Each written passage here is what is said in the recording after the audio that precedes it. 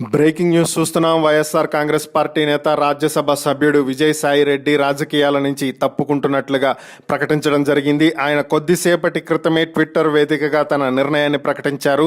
తన రాజ్యసభ సభ్యత్వానికి రేపు రాజీనామా చేయనున్నట్లుగా ఆయన ప్రకటించారు. దీంట్లో ఎటువంటి ఒత్తిళ్లు లేవని, వేరే పదవులు కానీ రాజకీయ ప్రయోజనాలు కానీ డబ్బు కానీ ఆశించి ఈ నిర్ణయం తీసుకోలేదని, ఇది పూర్తిగా తన వ్యక్తిగత నిర్ణయం అని చెప్పి ఆయన ప్రకటించడం జరిగింది. 4 దశాబ్దాలుగా 3 తరాలుగా తనను ఆదరించినటువంటి వైఎస్ కుటుంబానికి రుణపడి ఉంటానని చెప్పి ఆయన ప్రకటించారు. అలాగే 2 సార్లు తనని రాజ్యసభకు పంపిన జగన్కి, భారతికి కృతజ్ఞతలు తెలియజేశారు.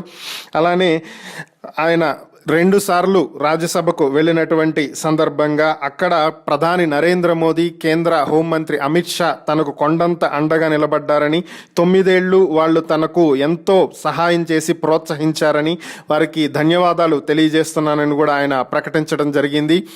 రాష్ట్రానికి కేంద్రానికి మధ్య వారధిలా రాష్ట్ర ప్రయోజనాల కోసం పనిచేశానని, ఎక్కడా కూడా తను స్వార్థపూరితంగా వ్యవహరించలేదని చెప్పి ఆయన ప్రకటించారు.